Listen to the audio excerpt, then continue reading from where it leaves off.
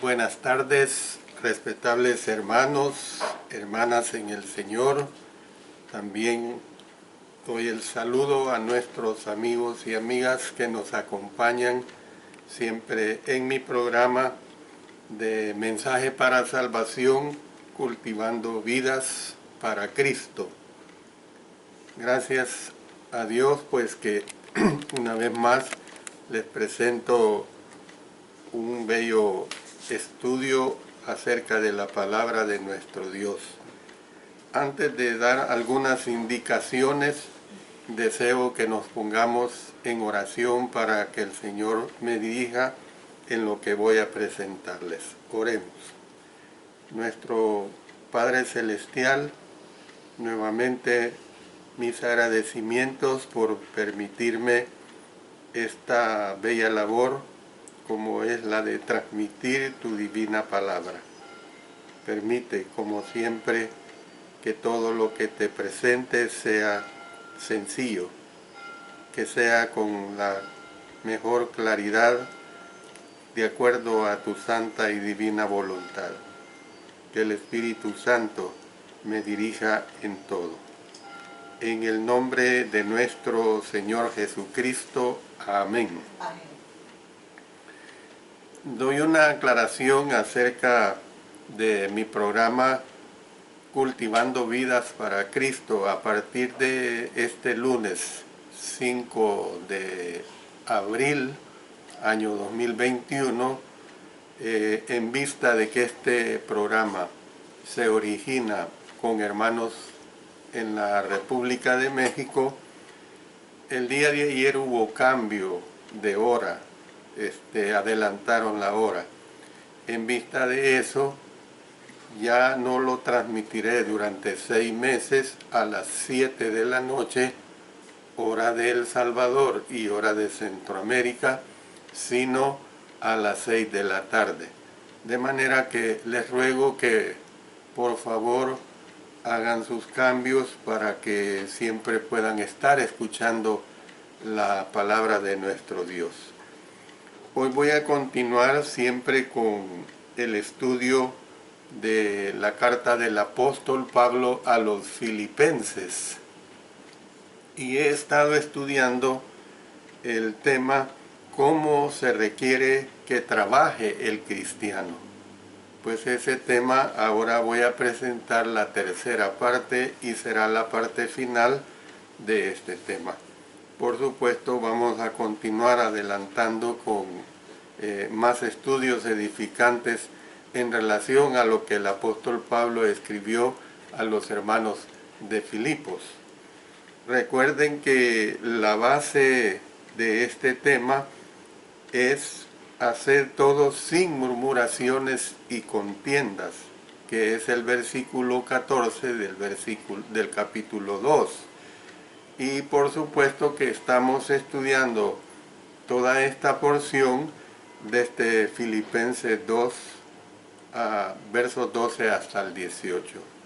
Otra aclaración, siempre les recuerdo que si usted desea que le tome en cuenta en la oración, ya sea por agradecimiento o por alguna necesidad, manifiéstelo a través de este medio y yo con todo gusto tomaré en cuenta su necesidad para elevarla a nuestro Padre Celestial. Bueno, lo último que veíamos en relación a este tema, que se requiere que trabaje o cómo se requiere que trabaje el cristiano. El último punto que estuvimos viendo el lunes recién pasado es trabaje sin ofensa, basado en Filipenses capítulo 2, verso 15. Y hacía la interrogante: ¿qué importancia tiene lo que piense un mundo pecaminoso e impío? Y la respuesta que se daba es que tiene mucha importancia porque estamos tratando de influenciar al mundo para bien.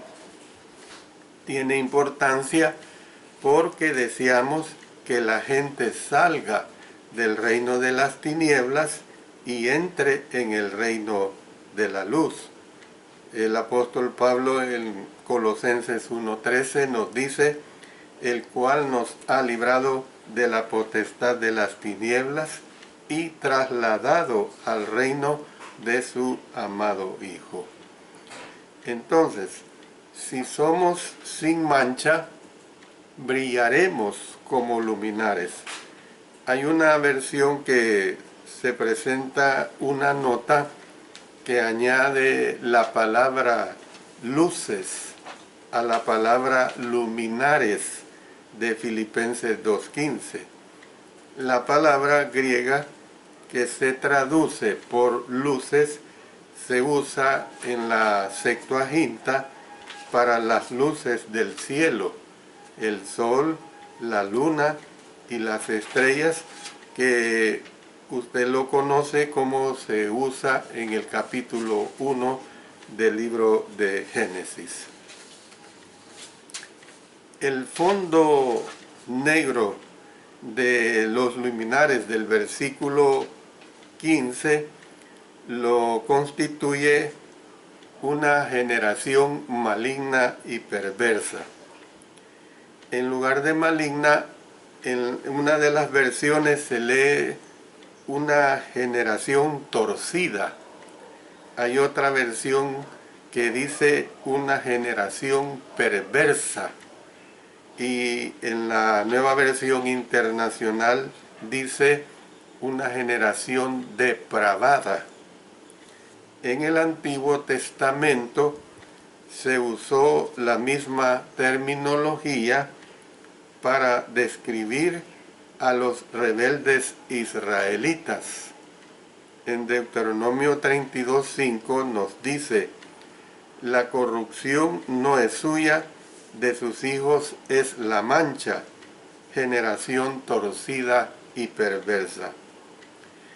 A veces nos sentimos nosotros abrumados por la maldad que se extiende por todo el mundo. Pero el mundo ha sido siempre maligno y perverso. Por ejemplo, mire lo que nos dice Mateo 17:17. Respondiendo Jesús, dijo, oh generación incrédula y perversa, ¿hasta cuándo he de estar con vosotros?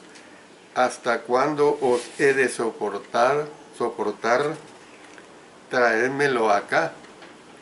En Hechos 2:40, y con otras muchas palabras testificaba y les exhortaba, diciendo, sed salvos de esta perversa generación.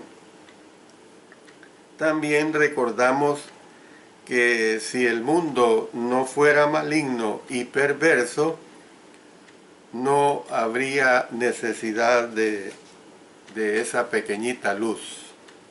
Una lámpara no es necesaria cuando los abrasadores rayos del sol están brillando por todos lados. Entre más oscuro llegue a estar el mundo, más grande será la necesidad de nuestros luminares y más brillantes parecerán estos. Entonces, esto es lo que nosotros podemos decir claramente en relación a el trabajar sin ofensa. Pero veamos lo que nos comprende el verso 16.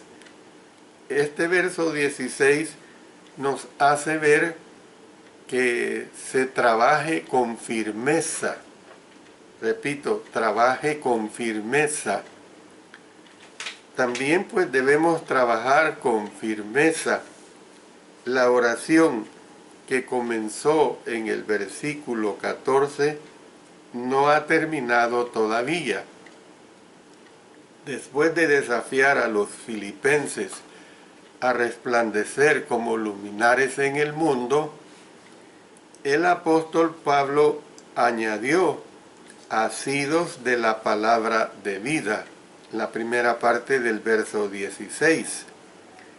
La analogía de los luminares da lugar ahora a la de una luz que se lleva en la mano. Imaginémonos a alguien haciendo con firmeza una antorcha. En el contexto se hace énfasis en iluminar el camino a otros, es decir, en ayudar pues a los que están en el mundo a encontrar el camino. La palabra que se traduce por asidos podría traducirse también por una frase que da la idea de hablar detenidamente. O sea, el estar asidos es el estar agarrados. Entonces, las dos ideas pueden combinarse. Hemos de asirnos de la luz firmemente, de modo que otros puedan verla y seguirla. Aquello de lo cual hemos de asirnos es precisamente la palabra de vida. La palabra de vida es la palabra de Dios. El salmista dijo que la palabra de Dios es lumbrera a su camino.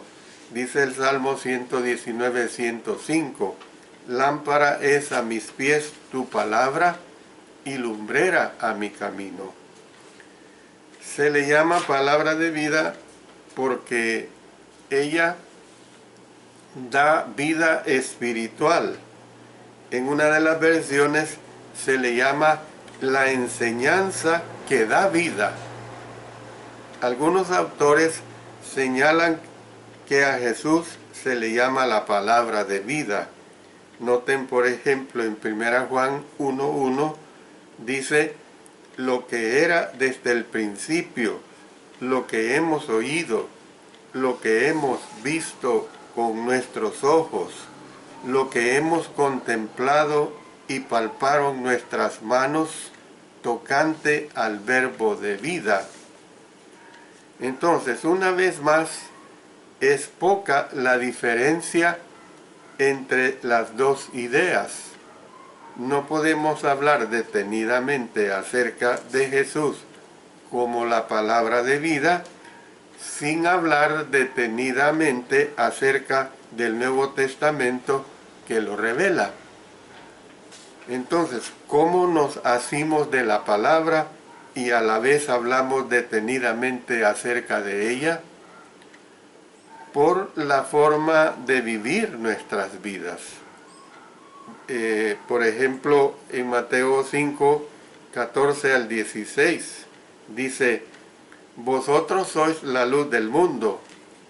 Una ciudad asentada sobre un monte no se puede esconder, ni se enciende una luz y se pone debajo de un almud, sino sobre el candelero y alumbra a todos los que están en casa.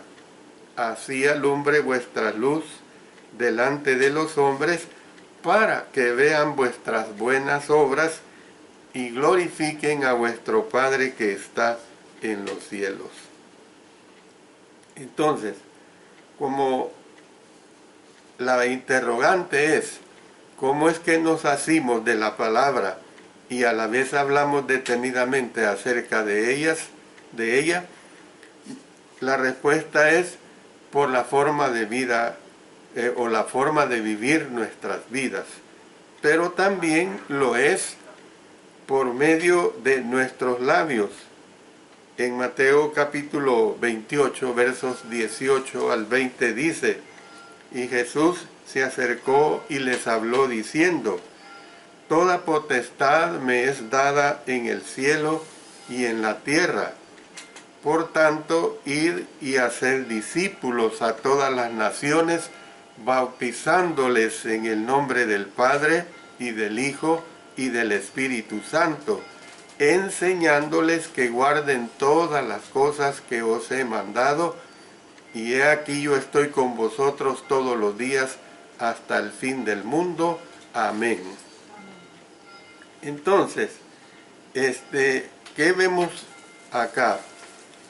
El apóstol Pablo estaba exhortando aquí a los filipenses a ser diligentes en predicar. Y también se puede añadir a ser diligentes en enseñar. El apóstol Pablo dio más incentivos a sus lectores para estar firmes. ¿Por qué digo que dio más incentivos a sus lectores para estar firmes? Bueno, cuando escribió para que en el día de Cristo yo pueda gloriarme de que no he corrido en vano, ni en vano he trabajado. Lo dice la parte segunda o la parte B de este versículo 16. La expresión el día de Cristo se refiere al día cuando Jesús volverá a juzgar a todo el mundo. En ese día, el deseo del apóstol es que pueda gloriarse o como lo expresa la versión internacional, pueda ostentar. Entonces, el deseo del apóstol Pablo no era gloriarse de él. Miren lo que dice en Gálatas capítulo 6, verso 14. Pero lejos esté de mí gloriarme, sino en la cruz de nuestro Señor Jesucristo, por quien el mundo me es crucificado a mí y yo al mundo.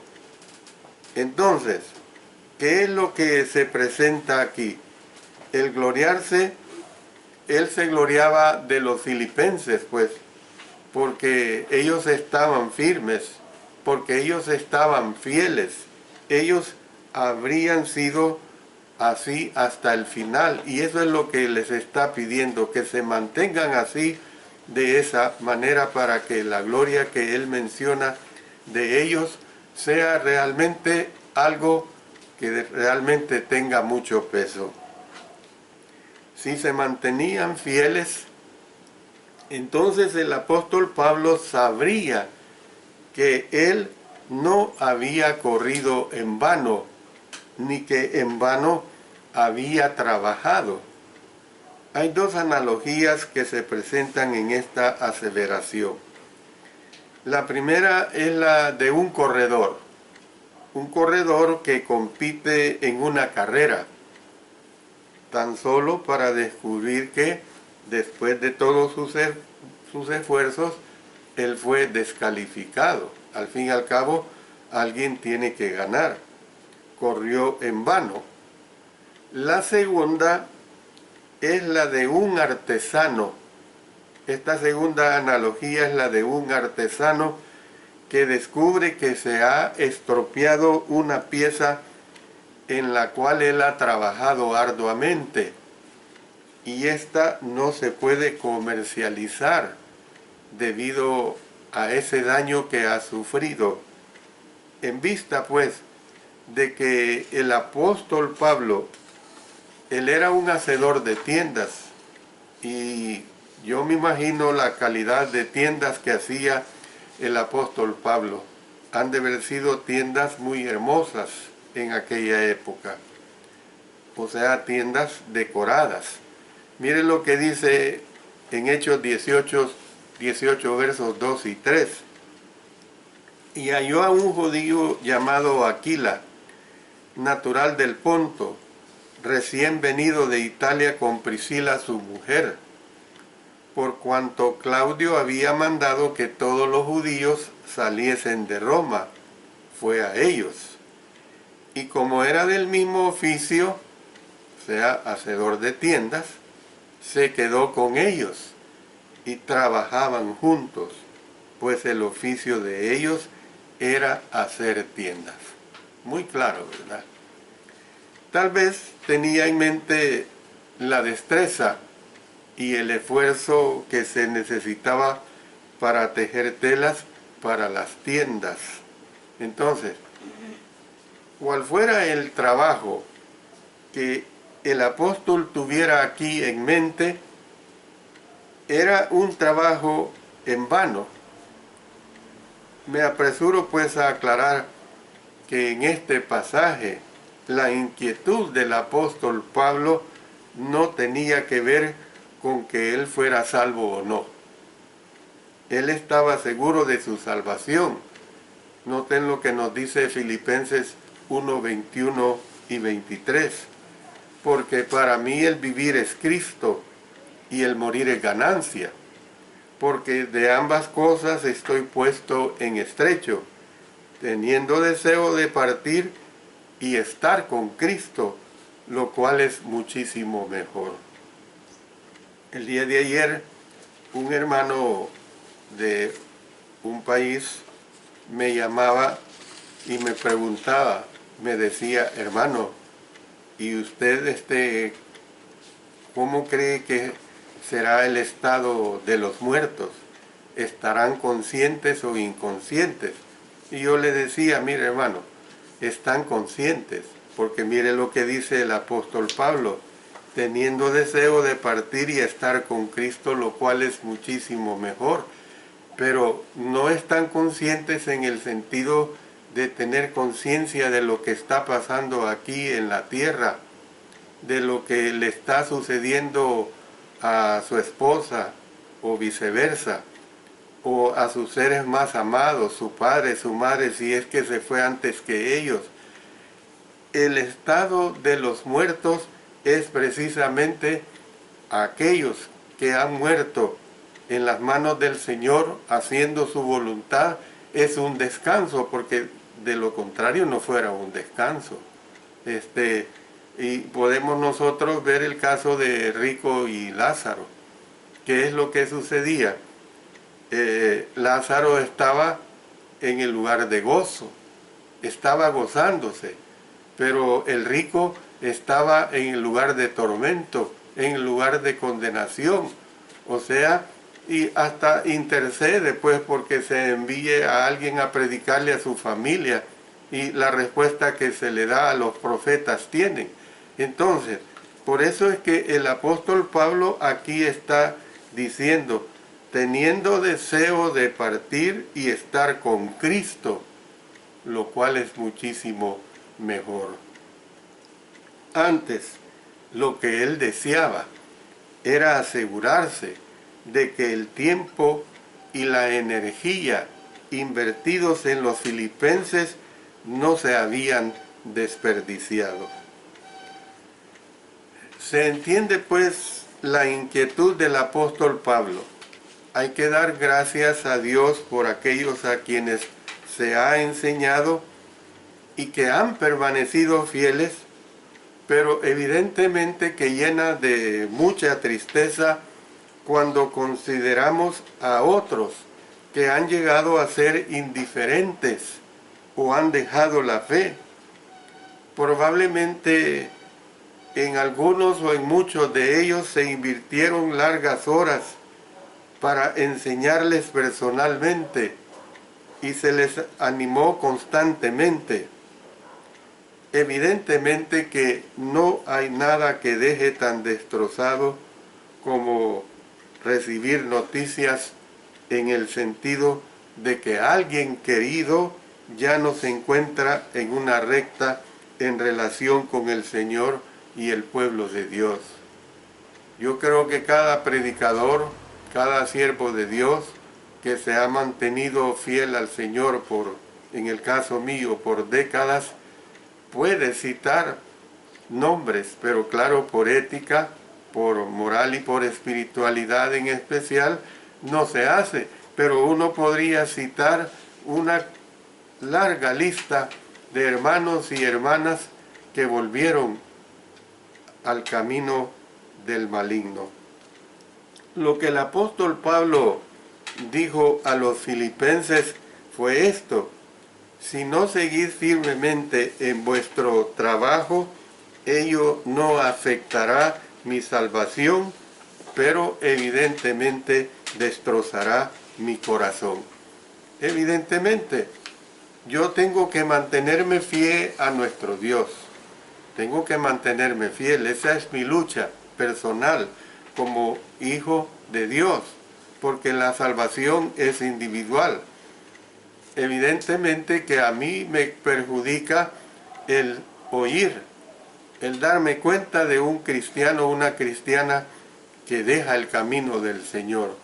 Pero sí les soy claro, eso no perjudica mi salvación, porque yo tengo que cuidar mi propia salvación y mantenerme firme. El apóstol Pablo sabía de estos hermanos, pero él decía, bueno, si yo muriera, voy con Cristo Jesús. Y eso es lo que nosotros tenemos que cuidar, el ir con nuestro Señor Jesucristo. Voy a hacer la primera pausa para dirigirnos a nuestro Padre Celestial en oración, para que Él pues sea quien ayude en las necesidades que se presentan. Padre Celestial, nuevamente llegamos ante ti para ponerte en tus manos, en tu divino poder, en tu divina misericordia, a los hermanos y hermanas que mencionaremos en esta oración para que tú auxilies a cada uno de ellos. El hermano Beto Ardiles, la hermana Elsa Chacón, Hernán Caballero, Saúl Caballero, Sócrates Caballero, todos están enfermos del COVID en Perú. Ayúdale, Señor, a sanar. También oramos por la hermana Carol Jail, que padece de un cáncer. Sánale también, Señor. Por el hermano Luis Mijares, por la hermana Paulina Silva, por la amiga Rosángela en Chile, que la ayudes también. Por la hermana Faustina Álvarez, que padece también de cáncer. Por la niña Lexi de Mission, Texas, Señor, que las ayudes. Oramos por el hermano Juan de la Cruz Fuentes, que está muy enfermo de sus riñones. Y también ponemos en tus manos la salud del hermano Jorge Arturo Ardón Lozano, quien va a ser intervenido de una cirugía este miércoles. Y también te pedimos porque le ayudes a crecer en gracia y el conocimiento tuyo, porque apenas hace unas 2 semanas él obedeció al Señor. Ayúdale, Señor, a que cuide su salvación, que se mantenga fiel a ti. Señor, ponemos en tus manos a todos estos hermanos, hermanas y amigos. Ayúdales pues a recibir tu divina sanidad, porque lo hacemos en el poderoso nombre de nuestro Señor Jesucristo. Amén. Amén. La otra parte que quiero que continuemos, y será ya una parte bastante breve para finalizar el estudio, quise hacer esta parte, hago esta aclaración, hacerla un tanto breve, no acostumbradamente como los 45 minutos que tomo en mis mensajes, porque no deseé pasar a la siguiente lección y dejar a medias la enseñanza. Así que esto que vamos a ver, con eso va a ser la parte conclusiva de estas 3 partes que he venido presentando desde hace 3 semanas acerca de cómo se requiere que trabaje el cristiano. La última es trabaje con gozo. Mire qué hermoso es eso. Yo lo que hago en la enseñanza lo debo de hacer con gozo, lo debo de hacer con alegría. ¿Por qué? Porque el Señor me lo impone, porque el Señor me apartó a mí desde, puedo decir, desde mi juventud, para la enseñanza de la palabra de Dios. y es lo que he hecho durante más de la mitad de mi vida. Casi, por decirlo así, casi toda mi vida, quitando los 18 años cuando yo obedecí. Entonces, yo debo de hacerlo con alegría, yo debo de hacerlo con buen espíritu. Cada mensaje que me toca presentar y que lo he tenido que hacer incontablemente, gracias a Dios, pues debo de tener esa actitud del gozo en mi mente, en mi corazón, en todo mi ser. Pues eso es lo que se pide a nosotros en todo lo que concierne a nuestra vida cristiana. Tenemos que hacerlo verdaderamente con mucho gozo, que haya esa plena satisfacción espiritual de que lo que se hace es para la honra y gloria de nuestro Señor y para nuestra edificación, para nuestro crecimiento, para labrar ese camino al cielo. En estos versículos finales que se presentan aquí en capítulo 2 de Filipenses, versos 17 y 18, el apóstol Pablo indicó que él estaba seguro de que su trabajo con los filipenses no sería en vano. El pasaje llega al final con un énfasis en el tema que se repite del regocijo, y aquí se ve una palabra griega que es muy especial para regocijo. Se encuentra precisamente en estos versos 17 y 18. Las palabras regocijo y gozo proceden de la misma palabra raíz. Entonces, ¿qué es lo que podemos decir? Debemos estar gozosos, cual sea la situación, la cual incluye nuestro trabajo. Los versículos 17 y 18 se les llama la más solemne referencia personal de toda la carta. Por eso dice, y aunque sea derramado en libación sobre el sacrificio y servicio de vuestra fe, me gozo y regocijo con todos vosotros. Noten el énfasis, me gozo y regocijo. Esta palabra regocijo en nuestro idioma, en nuestras pláticas diarias, no casi se puede decir que es nula, pero el apóstol Pablo le da mucho énfasis, el gozo, el regocijo. Dice, me gozo y regocijo con todos vosotros, y asimismo, noten otra vez, gozaos y regocijaos también vosotros conmigo. O sea que en un tan solo o dos versículos, ¿cómo es que se le da énfasis al gozo y al regocijo? El que uno se debe de gozar, que uno se debe de regocijar en las cosas de Dios, en la vida en Cristo Jesús, en lo que Dios nos permite a cada uno de nosotros en esta etapa de vida aquí en la tierra, para que un día lleguemos al cielo. En estos versículos, el apóstol Pablo usa la analogía de un sacerdote que ofrece un sacrificio. Comienza hablando acerca de él mismo como el que es derramado en libación, dice. Derramado en libación. El significado literal del texto original es sencillamente derramado, pero el verbo se usaba normalmente para hacer referencia a derramar una ofrenda de bebida o una libación. Las libaciones, o sea, las ofrendas de bebidas, eran corrientes en las ceremonias religiosas, tanto judías como paganas.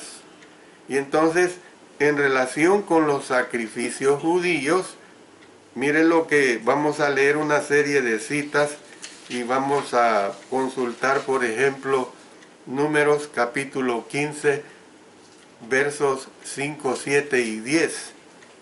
De vino para la libación, ofrecerás la cuarta parte de un hin, además del holocausto o del sacrificio por cada cordero.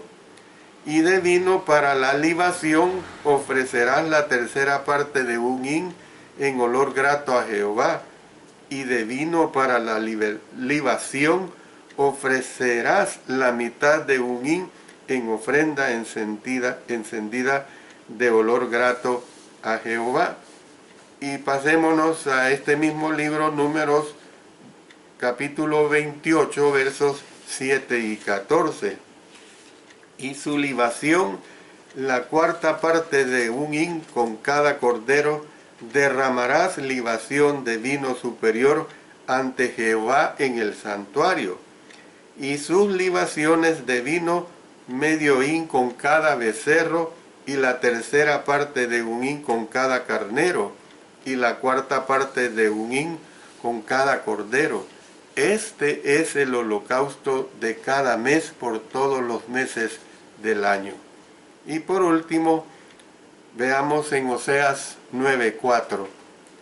No harán libaciones a Jehová, ni sus sacrificios les serán gratos, como pan de enlutados les serán a ellos.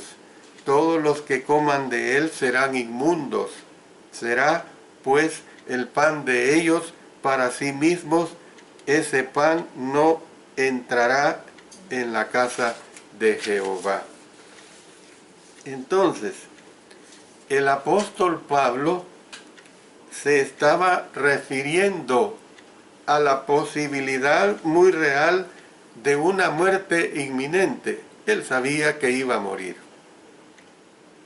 Él usó más adelante la misma terminología durante su segundo encarcelamiento romano, después que fue sentenciado a morir. Noten lo que se nos expresa en 2 Timoteo 4:6, porque yo ya estoy para ser sacrificado y el tiempo de mi partida está cercano. Como quien dice, estoy ya listo para ser puesto en libación. El apóstol Pablo usó pues el tiempo presente que indica cuán vívida era la imagen que tenía de la posibilidad de su muerte.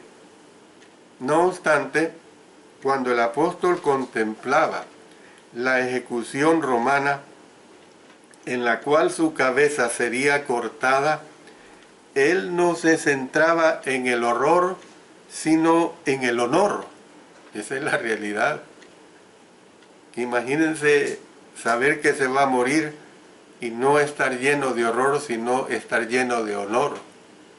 Porque el apóstol Pablo estaba seguro que iba a morir por Cristo. Y esa es la realidad. Consideraba que el derramamiento de su sangre era una libación derramada delante de su Dios. Por eso es que presenté todas estas citas bíblicas en relación a lo que es una libación. Y eso fue lo que hizo el apóstol Pablo al ofrendar su vida. El apóstol Pablo siguió la analogía sacerdotal al hablar de que su libación se derramaría sobre el sacrificio y servicio de la fe de los filipenses. En la Nueva Versión Internacional se lee el sacrificio y el servicio que viene de vuestra fe. O sea, la fe de los filipenses se refería no solo a que aceptaban a Cristo y confiaban en Él, sino a todas las obras y a la devoción por las cuales se expresaba la fe en ellos. o la fe de ellos, mejor dicho. Entonces el apóstol Pablo veía la fe obediente de los filipenses como un sacrificio ofrecido. Miren lo que dice en Romanos 12, 1 y 2. Así que, hermanos, os ruego por las misericordias de Dios que presentéis vuestros cuerpos en sacrificio vivo, santo, agradable a Dios, que es vuestro culto racional. No os conforméis a este siglo, sino transformaos por medio de la renovación de vuestro entendimiento, para que comprobéis cuál sea la buena voluntad de Dios, agradable y perfecta. Entonces, ¿qué es lo que a nosotros se nos presenta acá? Se corrobora cuando lo dice en el capítulo 4, el verso 18. Pero todo lo he recibido y tengo abundancia.